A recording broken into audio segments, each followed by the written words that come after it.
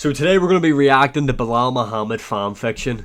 This right here was written by Bully B himself. A very in-depth, descriptive detailing on how he's going to become double champ by beating DDP. So how this all started was obviously Dricus du Plessis is coming off a very impressive win over Sean Strickland in their rematch at UFC 312, where he was able to just outclass Sean Strickland in the rematch. Let's be honest, I did score the fight 4-1 though. A lot of people did have it 5-0. I didn't. I did give Sean Strickland a round, although I can see why people would say 5-0, but 4-1 in my opinion. And Belal Muhammad, like a lot of other fighters, had a lot to comment on this situation. Belal Muhammad said that it would be easy for him to go up and fight Dricus and become double champ. Now, this is the reason why Belal Muhammad wants to move up to become double champ. Brother. Because there's a certain someone in the division below him that isn't going to stay in that division for much longer. Someone that Belal Muhammad claims is his brother. Huh? A good friend of his, training partner. Huh? And they won't fight each other. Huh? Who I'm on about is Islam Makhachev. Look, we know Islam's moving up. We know Belal Muhammad has even done interviews before where he basically owns up to Islam Makhachev just kicking the fuck out of him in training. So Bully B knows what's going to happen when Islam moves up. So he's trying to keep his belt to be able to get the chance to move up to another division because he's the champion in the division below. So then he can exit and avoid fighting Islam Makhachev. I mean, the guy's actually basically begged Islam to jump his division and go straight for DDP. So Bully B is scared of Islam Makhachev. Let's not get it twisted. But let's read some spicy fan fiction from Belal Muhammad. Let me move out of the way. Now, before we start, if you want to get a box of tissues, cream, candles lit, a nice dim setting, maybe you're in the bath, I don't know. Because this here is going to get spicy. Right, so from the man himself, Belal Muhammad, this is what he's going to do to DDP. I'd come out him with a 1-2.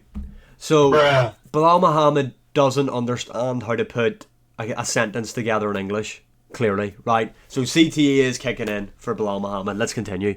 Then he'd wing an overhand. I'll duck it and change levels and take him down. Oh, you know.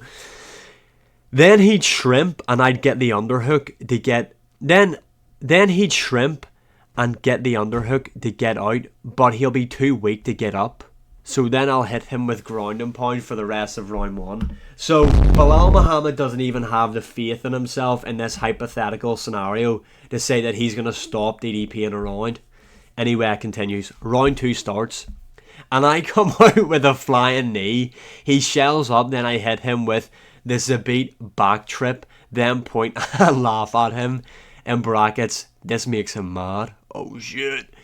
He gets up and charges forward, winging punches at me. I slide out of the way with ease, then hit him with a 1-2. He gets frustrated, shoots for a takedown. I defend with ease, but now he's tired and stays on his knees. Yo, pause.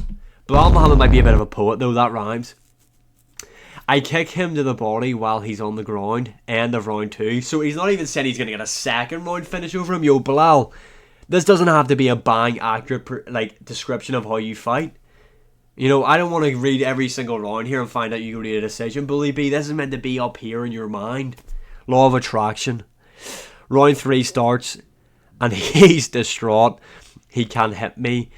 He can't take me down. So then he tries spinning stuff. I back up, yo, pause, at the right time and end up taking his back. He lets me under the chin out of frustration. I put him to sleep and new double champ. So Belal Muhammad, there you have it. That's how he's describing how he's going to beat Dricus du Plessis. I mean, you should have really just said you're going to come out there, hit him with a 1-2, put him to sleep in the first round, that's it. But I like that he's kind of tried to keep it semi-realistic.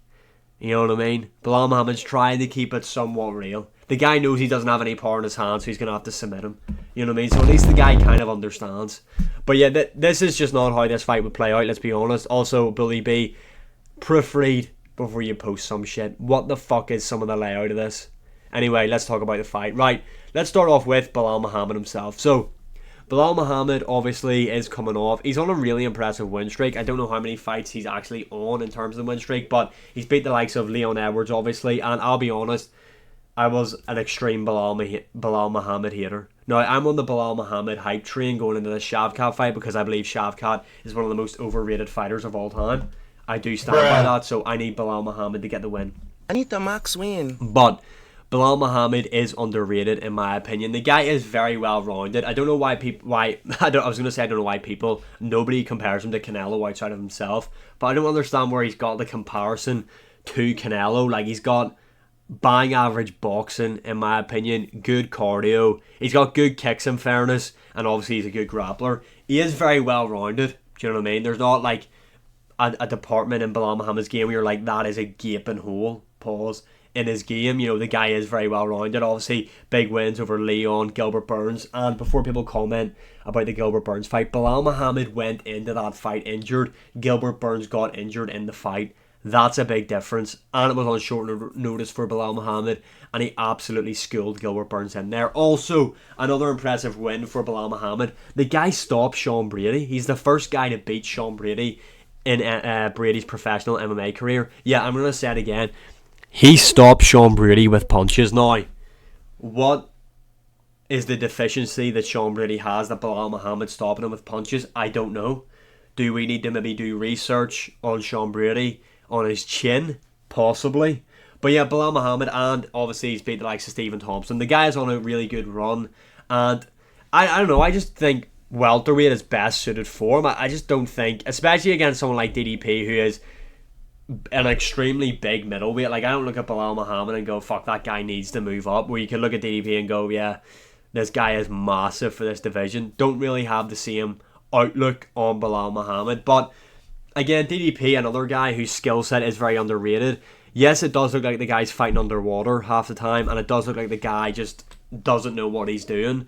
But the guy does know what he's doing. He's very well rounded. Both guys, in fairness, this is what they have in common, are good strategists. Now, obviously, their teams will help them out with that. That's not just them, that's their team. But they're both very well coached and always have good game plans going into their matchups.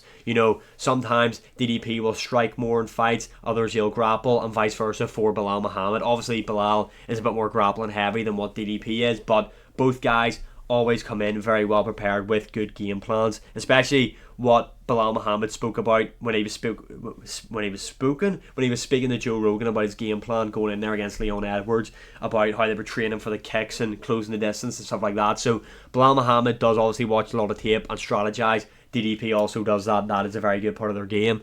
DDP's just too big for him, in my opinion. His striking is also too elite for Belal Muhammad. Now, you might be saying DDP and elite striking. The guy's outstruck Sean Strickland, who's a really good striker, and Israel Adesanya obviously is the important one. Izzy is one of the best strikers we've seen in the UFC, in my opinion, ever. And DDP, I thought, I'll maybe not say outstruck Israel Adesanya, but he held his own in there. Before DDP got the finish, I had Adesanya winning that fight. But he held his own in there. He wasn't completely whitewashed in there against Israel Adesanya, who, again, is one of the best strikers we've seen in the sport. I think DDP is just going to be too big for him. I think DDP would be able to outstrength Belal Muhammad in the early stages of the fight, especially with the takedowns. Now, we haven't really got to see how good DDP's defensive grappling is. That's something we don't know. We are going to find out, though, in his next fight against Khamzat Chimaev. But on the feet, and Belal Muhammad isn't chinny, but the guy's been chinned by guys that don't weigh and hit as hard as DDP. I think DDP would knock out Belal Muhammad in round 3, or late round 2, early round 3. But you can let me know your opinions in the comments below. I just wanted to get the fan fiction out there. You know what I mean? So, I hope everyone enjoyed it. Like, share, subscribe, comment, all that good stuff. I'll see you again in the next one.